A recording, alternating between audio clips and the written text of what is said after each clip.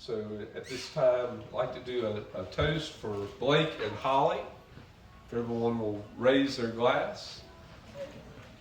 Holly, Blake, I hope y'all have I know you will have a long and happy life together. I wish you the same happiness that Grandma and Grandpa have had and your mom and I have. Cheers. Cheers.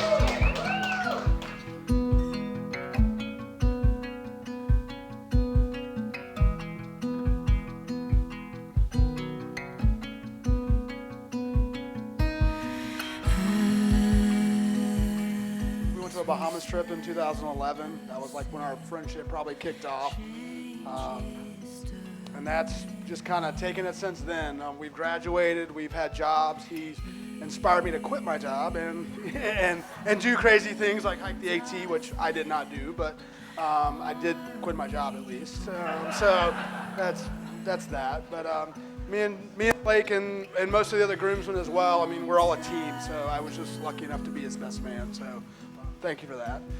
We've all rode the bus stop, one bus stop too many, and we have many stories to tell, but there's no reason to get into that today. And I know Emily has a great speech, and so I'm just the opener in that sense. But I think Emily's going to bring it home, but just having a toast to everybody and putting all the pressure on her and hopefully not on me anymore. So toast to Blake and Holly, many years of happiness. And I feel like as a brother, it's sort of my duty to be like protective and like, who's this guy that's dating, my sister? And so when Blake sort of came around, he really quickly got really cool with the family, and obviously all the friends know that Blake is really cool. He's a cool guy. He hiked the AT, right? Quits jobs and stuff. That's cool. But it's interesting as I'm like getting ready to this guy marrying my sister. It's like, whoa, like all the stuff. Like, he's a really cool guy. He's nice. Like, we have fun at the beach and all that stuff. But like, who is Blake? Like, what? The important core thing of getting married to somebody. And I went back to this saying that people say that you marry your parents, which is really a horrible thing to say, right? Didn't think I was gonna go there. No, but what I mean is like there's these things these characteristics like that you find in people. And so I thought about it, I was like, what is it that Holly sees in Blake? And I thought about my dad. And one thing that Ed always says is, you're a good man.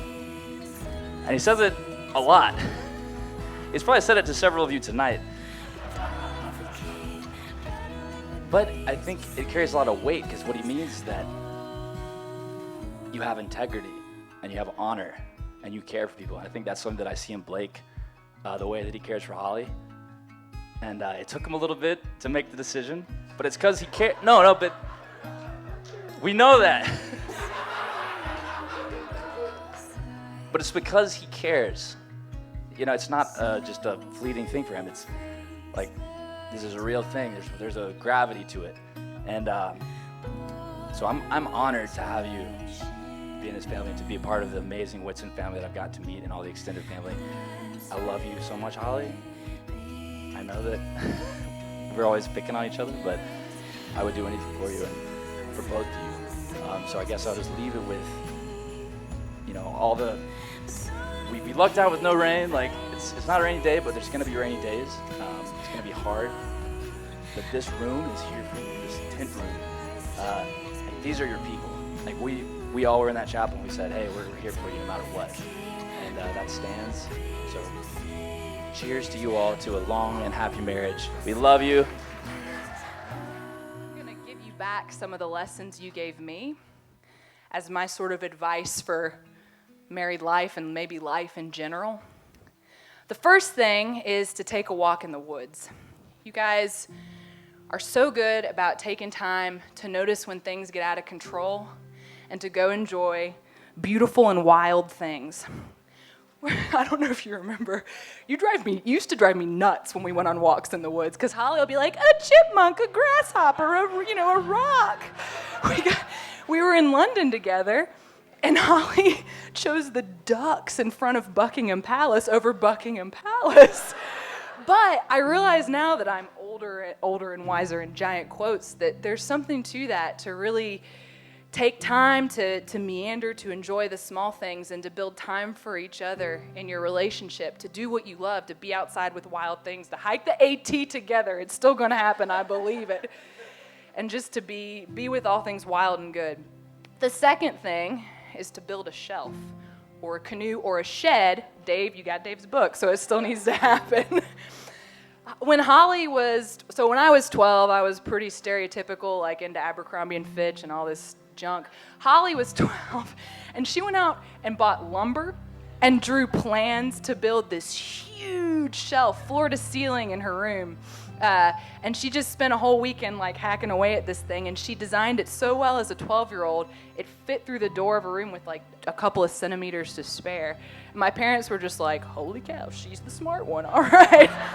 When I met Blake, it was around when I met you, you were in the process of building this canoe, and I don't know if anyone's seen the canoe that Blake has built.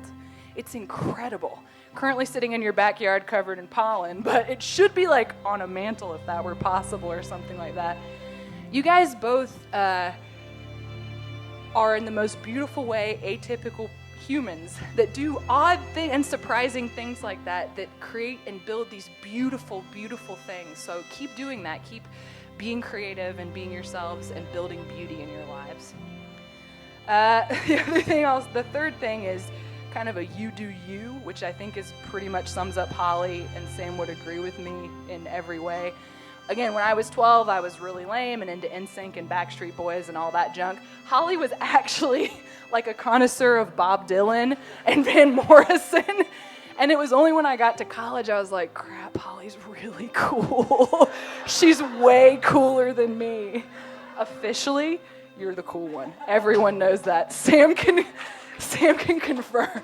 You're the reason you're amazing, and you know that. But Blake is too, and he brings out the best in you. And you guys continue to be authentic and do you. It's really important as you move through life.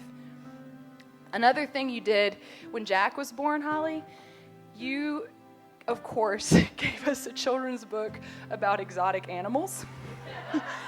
I don't know if you remember what you wrote in the note to Jack. On the inside, you said, "Dear Jack, always look out for the little guys. Love, Aunt Holly." And that's something I really love about both of you. You always look out, you practice empathy and look out for the little guys, whether it be your wacko pets you have, or just bringing other people into your relationship and really opening up your hearts to other people. And I found that giving space for other people in a marriage is what makes it really rich and beautiful. And we are so excited we get to live close to you guys. You mean more to us than I can ever say in words, and that we can be a part of each other's lives. The last thing is you have no idea how much you're being present and sitting with me through some really hard moments means to me. And that's one of the biggest things I have to say for the two of you, is make time for each other, to be present with one another. Life gets wild and crazy and you get caught in stuff. Blake's really good about this, about looking up and noticing that it's not good and making big changes, and you are too, and keep making time for that. So I've got, make time, keep building beauty, be authentic, practice empathy, and be present. And I just love you both so much. I'm so glad to have you as a brother. Always been glad to have you as a sister. You're my best friend. I wish you guys the best in all things. We all do. You've got a huge group of people who've got your back no matter what. So cheers to Holly and Blake, to marriage and love and life.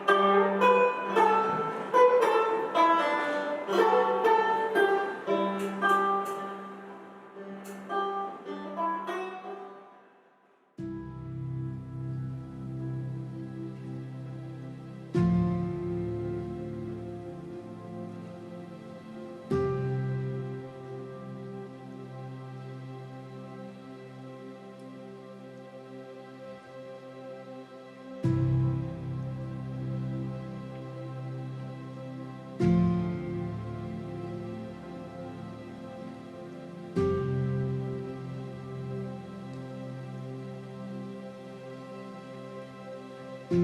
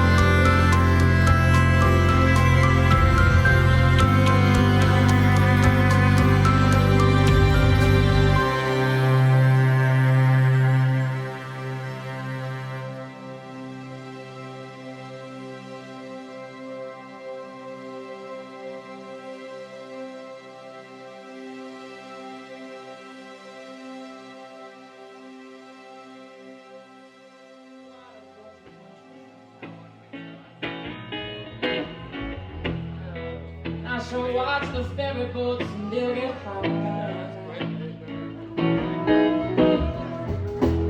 on the blue ocean against tomorrow's sky.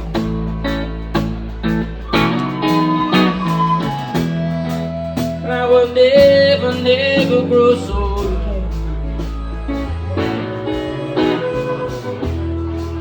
I walk and talk and talk and die with you.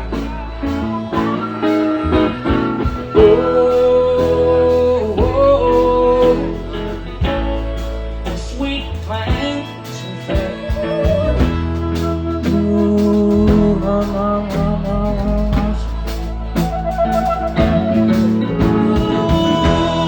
I said, drive that chariot down your streets and cry. Oh, it's me, you know I'm dynamite and I don't know why. You should take me strong in your arms again. Something that remember that I ever felt the pain. And we should walk and talk and dance. I miss you.